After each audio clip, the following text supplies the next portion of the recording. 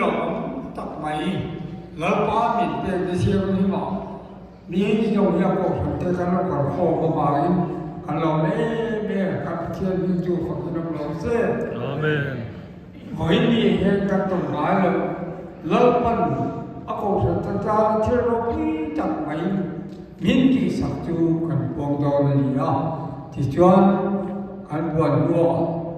lòng nên tin nan của tê cả bên nhau nhà thì cho hệ lại cũng là hiện lâu qua là bộ phận tê là in cùng với cái một chiếc giáp chu cần được cao cho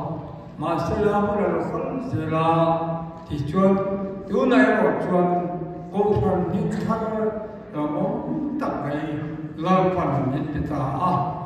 chú bộ phận những thằng là món tập này chú về đi hiện cần bộ đồ là đi tôi đọc cần buông hệ lại là lao phần các bộ phận theo đó chú bộ phận những cái tàn chuan Indiana Methodist Church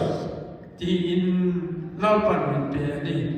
rồi về lòng này thì ra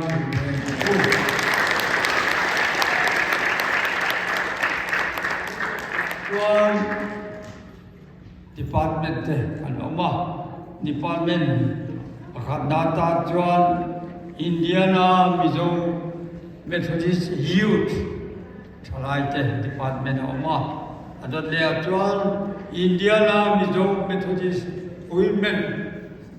Mela in Bahat there Tuan Indiana Mizo Methodist Children's Sunday School Department